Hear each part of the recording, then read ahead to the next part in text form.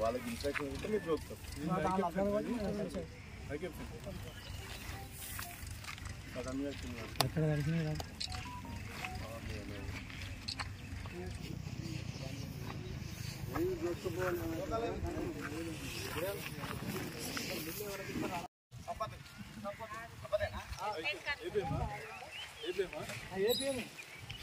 Centre బంద్ చేయించాలి.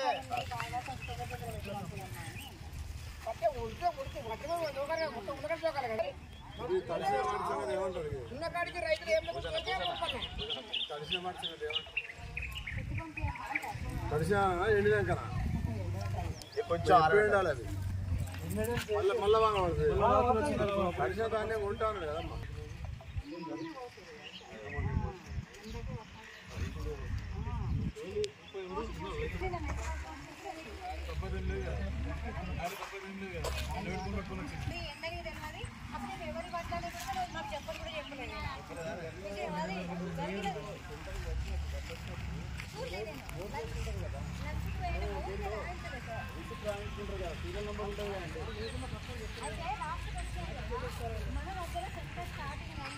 ఇప్పటి వరకు కూడా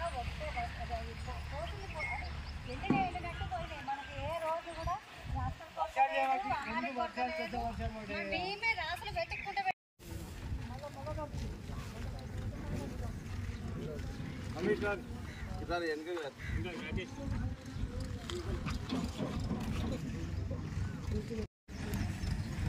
భారతీయ జనతా పార్టీ నాయకులు, కార్యకర్తలకు మరియు మీడియా మిత్రులకు నమస్కారం. ఈరోజు భారతీయ జనతా పార్టీ ఆధ్వర్యంలో చిగురుమామిడి మండలంలోని ఇందుర్తి గ్రామంలో ఐకేపీ సెంటర్లో నిన్న అకాల వర్షానికి తడిసిన ధాన్యాన్ని పరిశీలించడానికి బీజేపీ ఆధ్వర్యంలో రావడం జరిగింది.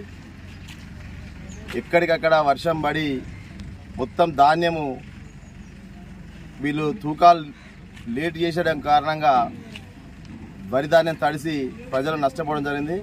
కాబట్టి ప్రజలను ఆదుకోవాలని చెప్పేసి ఈరోజు మనం అన్ని వడ్ల కొనుగోలు సెంటర్లు తిరుగుతున్నాము. తిరిగే క్రమంలో ఇందుర్తి ఐకేపీ సెంటర్కి రావడం జరిగింది.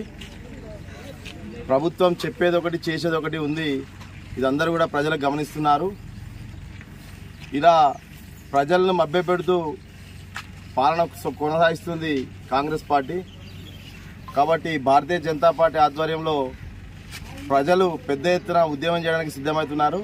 ఈ 2 రోజుల్లో కనుక తడిసిన ధాన్యం మొత్తం కూడా కొనకుంటే చాలా ఇబ్బందికరమైన పరిస్థితి ఉంటుంది. కాబట్టి రైతులు నష్టపోయే పరిస్థితి కాబట్టి ఇంకా అనేక సమస్యలు, వడ్లకు 500 రూపాయలు బోనస్ ఇస్తామని చెప్పేసి ఇట్లా మభ్యపెట్టారు. కాబట్టి ప్రజలందరూ గమనిస్తున్నారు.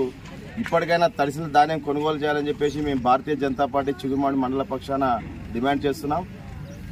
ఈ వడ్ల కొనుగోలు కేంద్రంలో పరిశీలించడానికి బీజేపీ రాష్ట్ర కార్యవర్గ సభ్యులు కోమటిరెడ్డి రామగోపాల్ రెడ్డి గారు మరియు మిగతా నాయకులు వచ్చిర్రు. కాబట్టి ఈ కొనుగోలు సెంటర్లో జరుగుతున్న పరిణామాలు వారు మొత్తం గమనించారు. కాబట్టి వారి ద్వారా మీడియా దృష్టికి తీసుకుపోవాలి, అదే రకంగా ప్రభుత్వం దృష్టికి తీసుకుపోవాలని చెప్పేసి మేము కోమటిరెడ్డి రామగోపాల్ రెడ్డి గారిని మాట్లాడాల్సిందిగా కోరుచున్నాం. కష్టపడి పండించినటువంటి ధాన్యం ఒక్క రాత్రి మరి గాలి వానతోనే అది నీటిపాలైంది. ఈ ఇందుర్తి ఐకేపీ సెంటర్లో ఉన్నటువంటి ధాన్యం మొత్తం కూడా తడిసిపోయి మొలకలు వచ్చేటువంటి పరిస్థితి వచ్చింది. మొలక కూడా వచ్చింది. అది వాస్తవంగా ఈ ఐకేపీ సెంటర్లకు 16 మాయిశ్చర్ రాకుండా అనుమతించరు. 16, 17 మాయిశ్చర్ వచ్చిన తర్వాత వెంటనే కాంటా పెట్టి దీన్ని రైస్ మిల్లు పంపించాలి. ఎందుకో మరి రైస్ మిల్లర్లు తీసుకోకపోవడమా లేకపోతే ఇక్కడ కారణాలు ఏదైనా మాయిశ్చర్ వచ్చిన తర్వాత కూడా మరి ధాన్యం తూకం కాని కారణంగా ఇక్కడే ఆగిపోయింది. ఈ అకాల వర్షానికి అది సెంటర్లోనే తడిసిపోయింది. దీనికి ఎవరు బాధ్యత వహించాలనో మరి ప్రభుత్వము, అధికారులు చెప్పాల్సినటువంటి అవసరం ఉంది. ఇవాళనేమో ముఖ్యమంత్రి గారు తడిసిన ధాన్యాన్ని తీసుకుంటాం, ఎట్టి పరిస్థితుల్లో వెంటనే క్లియర్ చేస్తామని చెప్పి ప్రకటన చేయడం జరిగింది. అనేక పత్రికల్లో వచ్చింది.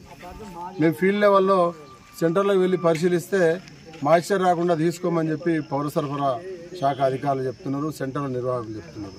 అంటే ప్రభుత్వం మాట్లాడేది ఒకటి, కింద అధికారులు అమలు చేసేది మరోలాగా ఉంది. అంటే ప్రజలని, రైతాంగాన్ని మభ్యపెట్టేటువంటి చర్యలు తప్ప ఈ కాంగ్రెస్ ప్రభుత్వము, రేవంత్ రెడ్డి వాళ్ళు రైతులను మభ్యపెట్టేటువంటి మాటలు చెప్తా ఉన్నారు. ఎన్నికల సందర్భంగా అట్లే చెప్పారు. 500 రూపాయలు మరి బోనస్ ఇస్తామన్నారు. 2203 రూపాయలకు 500 రూపాయలు బోనస్ ఇస్తామంటే మరి రైతాంగం అంతా నమ్మి కాంగ్రెస్ పార్టీకి ఓటేసారు. కేసీఆర్ 10,000 ఇస్తాడు, మేము 15,000 ఇస్తాం రైతు భరోసా అంటే రైతులు నమ్మి మరి 15,000 ఇస్తాడు కావచ్చు, మరి లాభం అవుతుందని చెప్పి రైతాంగం మొత్తం ఈ కాంగ్రెస్ పార్టీకి ఓట్లేసారు. అదేవిధంగా 2 లక్షల రుణమాఫీ డిసెంబర్ 9 నాడు మీకు వెంటనే పడతాయని చెప్పి మాట్లాడితే అది కూడా నమ్మి వీళ్ళు రైతాంగం ఓట్లేసారు. ఈ రైతుల ఓట్లను కొల్లగొట్టినటువంటి కాంగ్రెస్ పార్టీ 100 రోజులు కాదు కదా, ఇప్పుడు 4 నెలలైనా 5 నెలలైనా ఏ ఒక్క హామీని కూడా ఈ బోనస్ రాలేదు, రైతు భరోసా రాలేదు, 2 లక్షల రుణమాఫీ రాలేదు, ఈ రకంగా తడిసిన ధాన్యాన్ని కొనలేదు.